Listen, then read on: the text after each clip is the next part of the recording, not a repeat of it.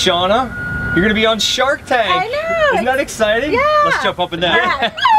And the bars are gonna be on Shark Tank. They're the heroes. Yeah. So it's for the Paleo Diet bars. It is. Yep. Yes. The Paleo Diet bars by Paleo Diet Foods. Yep. So just to get this out, Shauna can't tell me anything about what happens on the episode of Shark Tank. It's very, very important. But I'm just gonna ask the questions, and if you can't answer it, just say, I can't answer it. Okay. Okay? Sounds good. Did you get a deal? No, I'm kidding. I'm kidding. No, tell us about the Shark Tank experience as much as you can. How was it? Oh my gosh, it was amazing. It was unreal. You know, whether we got a deal or not, to be one of 45,000 applicants, a company out of 45,000 applicants that makes it to be in front of a meeting with the sharks is amazing. And just the process of getting there, you know, really fine-tuned us as a business. Yeah. Your pitch. The pitch, you know, the producers work with you. You kind of say what you want to present and how you want to present it. Yeah. And you give them an idea. They kind of take that and narrow it down to a minute.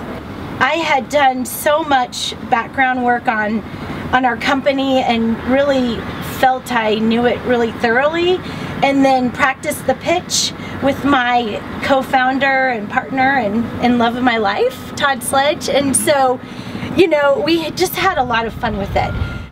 We have Brown Nutrition Bars, and we launched those in 2010, and that was just something that wasn't paleo because it has a lot of honey, and it has whey protein, which is dairy, and basmati rice is the flour. We just saw a lot of language and had a lot of conversation about, well, these bars are great, but I'm not doing whey or dairy anymore. These bars are great, but I don't do rice anymore. And just continued to hear paleo, paleo, paleo. Well, I had myself had adopted the paleo lifestyle about 85% of the time, and just, you know, thought we need to make a bar and make it paleo friendly, or make it pure paleo.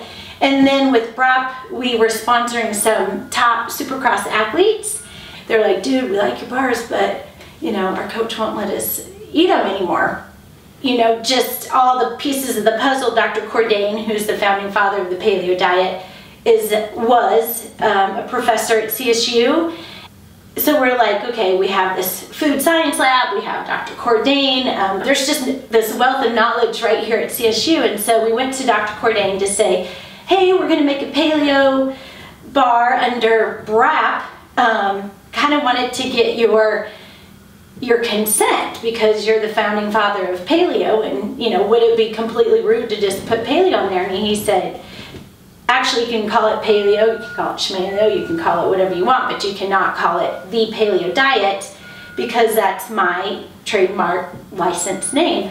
And so then we were like, well, what would it take to actually get to use your trademark? And he said, well, it would have to have these certain attributes of amino acids, protein, carb, fat, protein, energies, somewhat equal, because he'd always been a proponent of not eating packaged food, and here we were, you know, trying to make a packaged food. So it had to be as raw as possible, as well-rounded as in energies as possible, and have appropriate attributes of the amino acids, which we don't get unless we eat them. And took that information and made a formula in the kitchen, and the feedback from the family and other people were like, yeah, these are really good. And took those to the CSU Food Science Lab, and they did the nutritional panel for us, and then submitted that to Cordain, and he did all his fancy calculations, and he's like, yeah, this is what I would put my